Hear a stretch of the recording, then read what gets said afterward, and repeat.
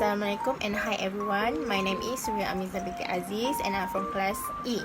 In this video, I would like to present about a topic from chapter 6, which is crop-water relation. What is important of water? Water is essential for all living organisms. Most of organisms are comprises of at least 70% or more water. Water is the limiting resource for crop productivity in most agriculture systems. There are many functions of water. First, major component of cells, solvent for the uptake and transport of material, medium for biochemical reaction, temperature regulation to maintain buffer, structural support, medium for the transfer of plant gamete, for plant movement, and lastly, cell elongation and growth. For transport across membrane, there are two types of it. First, passive transport. There are no energy expended. There are three types of passive transport, that osmosis, diffusion, and facilitated diffusion. Osmosis is passive transport of water across membrane. Diffusion is passive transport of water and no energy expended. Lastly, facilitated diffusion is use of protein to carry polar molecule or ion across. Second is active transport, that require energy to transport molecule against a concentration gradient, and energy is in the form of ATP. Next is properties of water. Because of its polar covalent bond, water can form hydrogen bonds with itself and with other molecules. There are two types of properties of water. First, adhesion. Adhesion means water molecules tend to polar surface. Second is cohesion. Cohesion means polar water molecules tend to stick together with hydrogen bond. Water potential, PSI, is a measure of the free energy of water, and water potential flux is water will flow from the side of high water potential, less negative, to side of low water potential, that's more negative. Water move from wet soil through the plant and evaporates via transpiration into a dry atmosphere. Soil to root, root to system, system to leaf, and lastly, leaf to air. For water movement in plant, soil plant, air continuum through xylem. Water flow within the plant along a water potential gradient. Water always move water potential from larger to smaller water potential. Soil plant part have negative water potential because of the large quantities of dissolved solutes in cell.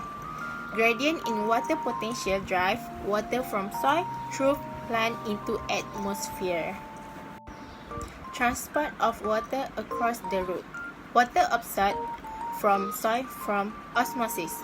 Water move down the water potential gradient. Water only enter root near the root tip.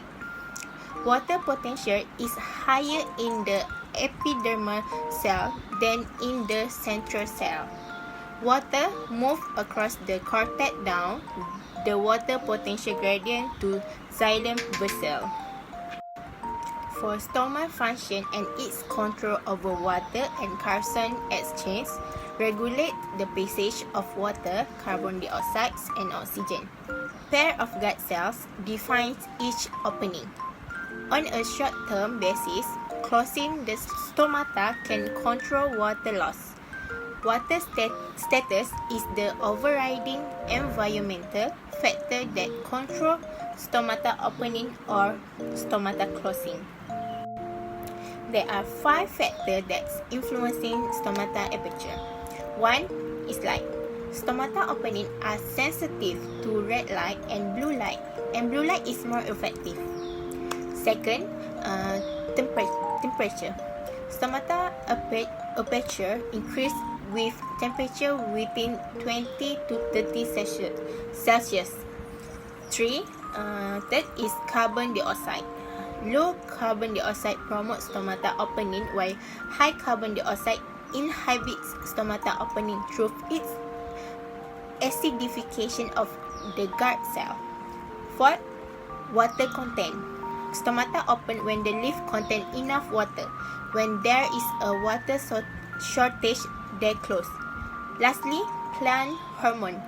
Cytokinin promote opening. For transpiration, transpiration is the process of lost water through the stomata to the atmosphere in the form of water vapor. Relative water content is reflect the balance between water supply to the leaf tissue and transpiration rate. There is 5 environment factors that affect transpiration. First is light. Plants transpire more rapidly in the light than in the dark. Light stimulates the opening of the stomata. Second is temperature. Plants transpire more rapidly at higher temperature. Third is humidity. When the surrounding air is dry, diffusion of water out of the leaf goes on more rapidly. Fourth is wind. When a breeze is present, the humid air is carried away and replaces buried air. Lastly is soil water.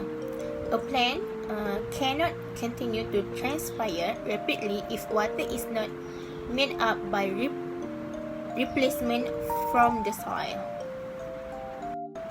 So that's all from me for chapter 6, crop water relation. Thank you for watching everyone. Bye bye.